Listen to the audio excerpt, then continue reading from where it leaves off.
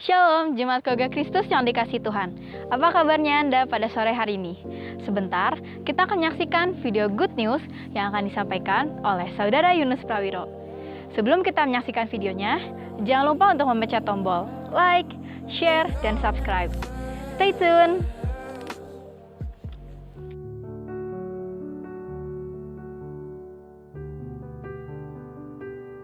Shalom Bapak Ibu Saudara yang dikasihi oleh Tuhan. Senang sekali saya dapat berjumpa dengan Bapak Ibu Saudara semua.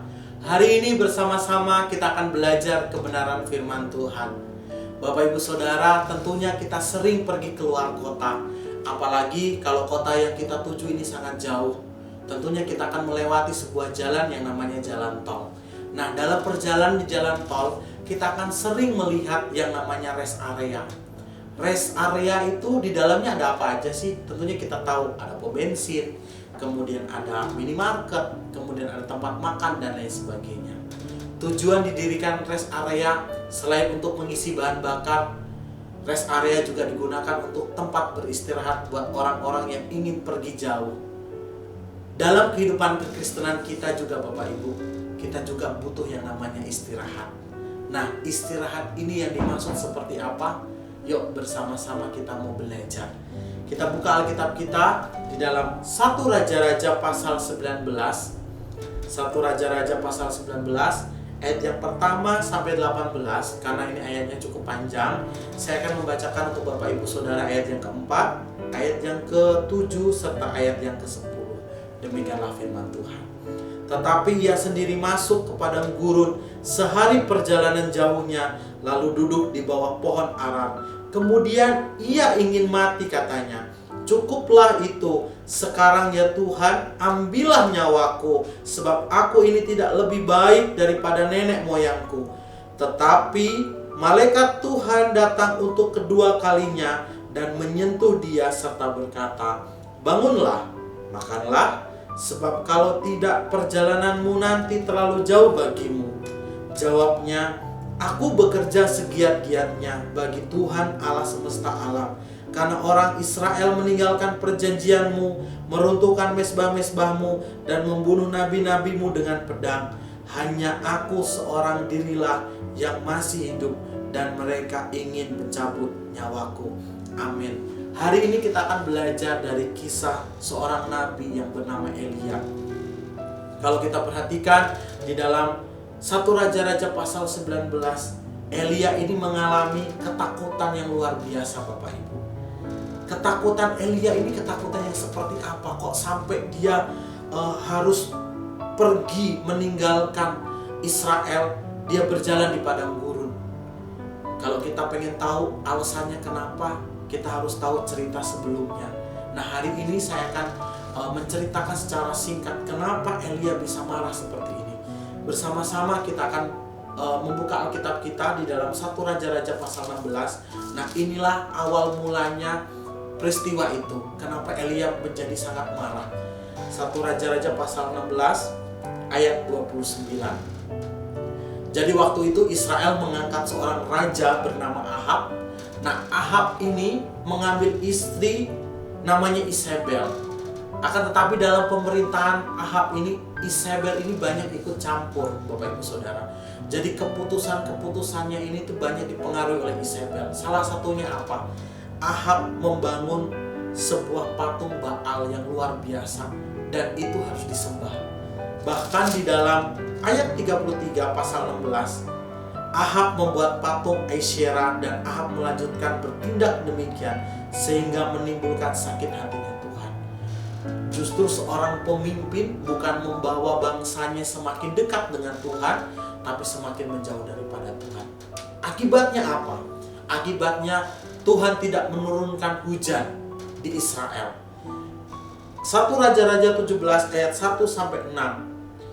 Tuhan menyuruh Elia pergi ke sungai Kerit. Tentunya di sungai Kerit ini kita tahu ceritanya bagaimana Elia dipelihara oleh Tuhan sungguh luar biasa. Kemudian masuk ayat 7 sampai 24, Elia bertemu dengan janda di Sarfat. Nah, di ayat ini Elia dipelihara oleh Tuhan lewat janda di Sarfat ini. Bahkan janda di Sarfat ini juga melihat kebesaran Allah Israel. Kemudian kita masuk ke pasal 18. Nah, di pasal 18 ini ada sebuah peristiwa yang sangat luar biasa. Pasal 18 ayat 20 ini bercerita tentang Elia di Gunung Karmel, karena pada waktu itu Elia menyuruh Ahab dan seluruh imam Baal, kurang lebih ada 450 orang, untuk mereka sama-sama naik ke Gunung Karmel. Untuk apa? Mereka mau tanding, Bapak Ibu. Mereka mau tanding Allah mana nih yang lebih besar, yang lebih kuasa, yang lebih dahsyat. Nah, pada waktu itu Ahab menyuruh imam Baal untuk mendirikan dewa Baal yang sangat luar biasa. Kemudian mereka membuat mezbah, kemudian menaruh korban di situ. Kemudian imam Baal ini menari-nari, memanggil Baalnya. Tujuannya apa? Tujuannya supaya mezbahnya ini terbakar. Akan tetapi apa yang terjadi? Tidak terjadi apa-apa, Bapak Ibu Saudara. Mezbah itu tetap mezbah, atasnya ya tetap ada korban, tidak terjadi apa-apa. Akan tetapi berbeda dengan Elia. Waktu Elia membangun mezbah, kemudian ditaruhlah korban di atasnya. Nah, di sini Elia menyiramkan air di mezbah itu. Kemudian Elia berdoa, meminta kepada Tuhan, dan terjadi mukjizat yang luar biasa. Mezbah itu terbakar. Dari peristiwa ini, bagaimana Tuhan Allah Israel itu menunjukkan kuasanya yang sungguh besar, yang sungguh dahsyat. Akan tetapi Bapak Ibu Saudara, di pasal 18 sampai ayat yang ke-46, apa tindakan Ahab? Justru Ahab tidak mau berbalik kepada Tuhan. Ketika itu Ahab ketemu istrinya Isabel, kemudian menceritakan semua yang terjadi. Malah Elia mau dibunuh.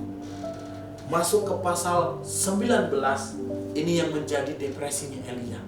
Elia sangat marah. Kenapa ya Ahab sudah melihat mujizat Tuhan yang sungguh luar biasa, akan tetapi kok dia tidak mau berbalik kepada Tuhan, malah ingin membunuh aku.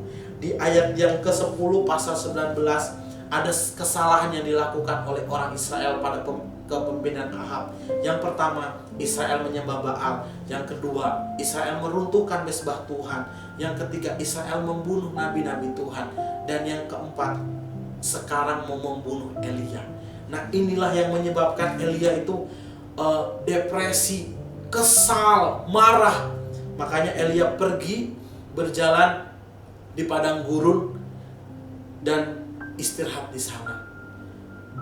Tentunya hari-hari ini kita mengalami hal yang sama seperti yang dialami oleh Elia.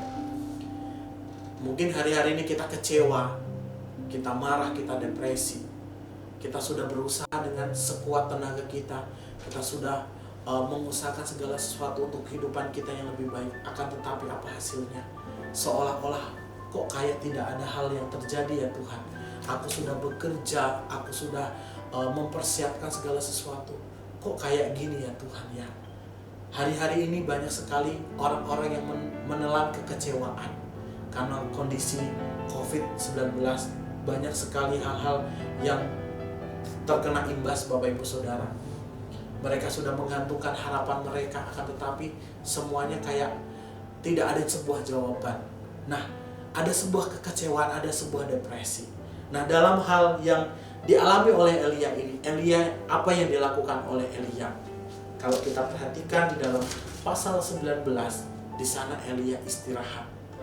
Bahkan di ayat yang ke-5, 6, 7, 8 sampai 2 kali loh malaikat Tuhan membangunkan Elia untuk makan. Nah, Bapak Ibu Saudara yang dikasih dalam Tuhan, dari hal ini kita akan belajar 2 hal. Kenapa dalam kekecewaan, dalam depresi, kita harus istirahat?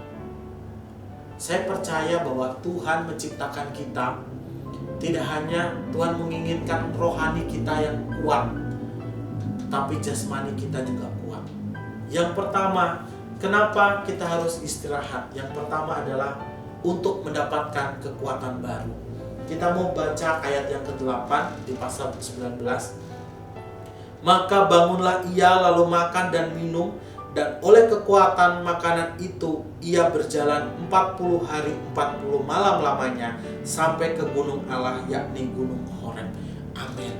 Ketika Elia istirahat dan diberi makan oleh malaikat Tuhan, lewat makanan, lewat istirahat yang dia lakukan, dia bisa menempuh perjalanan 40 hari 40 malam. Saya membayangkan ketika Elia tidak istirahat, dia tetap berjalan, tetap ngomel, tetap depresi, marah kepada Tuhan. Kok bisa kayak gini? Kira-kira Elia bisa sampai ke gunung Horeb enggak? Mungkin bisa.